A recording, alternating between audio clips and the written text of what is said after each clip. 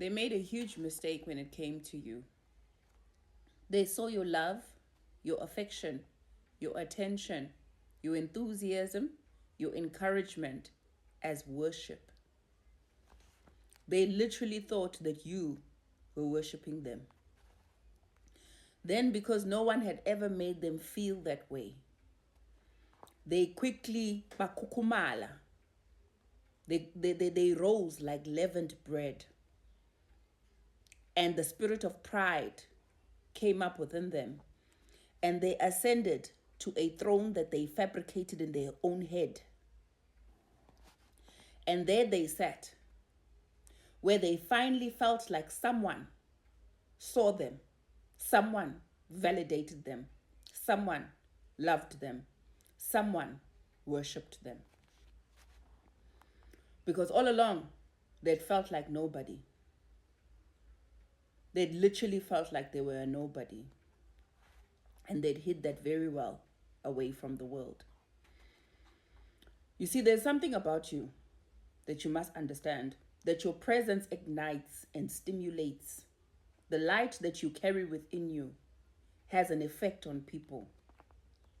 And because your approach towards people is one where you see them, you acknowledge them, you validate them, right?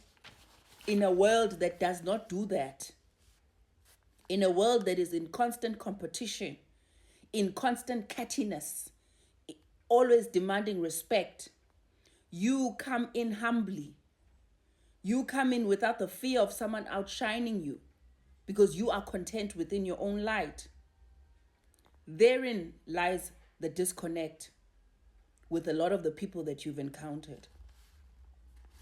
You walk around in life and other people's light doesn't intimidate you. And as such, you step into people's lives and you have encounters with people where you are honestly able to be your authentic self, and you want them to be their authentic self, and you create the room for them to be their authentic self. But then they make a mistake of assuming that that is you praising them. They mistook your humility and your comfort in self as a low self-esteem. They literally thought that you had a low self-esteem and that you were stupid. And boy, have they been wrong about you. They have been so wrong about you. And so because they thought that you were worshiping them, they started treating you like a subject. They started treating you like you're nothing. They spoke to you like you're nothing. They disrespected you, disregarded you, even in front of people. Right? And then you called their bluff and then you left. You completely withdrew yourself out of the situation. You withdrew your love, you withdrew your attention, you withdrew your affection, you withdrew everything because they were showing you that they don't appreciate it. And then the issue is that now they are bewildered. They are sitting there on their fabricated throne without a worshiper. And this is hitting them very hard.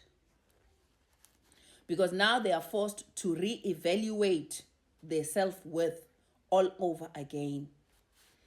Now their self-confidence has been shattered more than it was before. Because pride comes before the fall. And the higher that they rise, the harder that they fall. Now they realize that they are maybe worse than what they thought they were. That they are nothing and they've never been anything, quite literally. Unfortunately, that's how they see themselves. I'm not saying that they are nothing, but that's how they see themselves.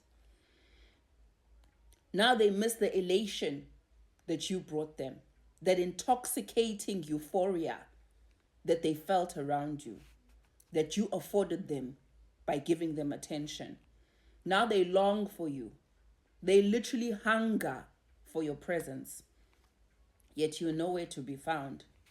And their world grows dimmer and darker by the day as they're forced to face reality. All because in being in your presence and in being in the light that you afforded them, they rose instead of just realizing that we are human to human. It's an encounter human to human. And that's why now you must realize and come to terms with the fact that you must mind your step. Don't go around seeing and validating people that cannot handle your light. It damages them.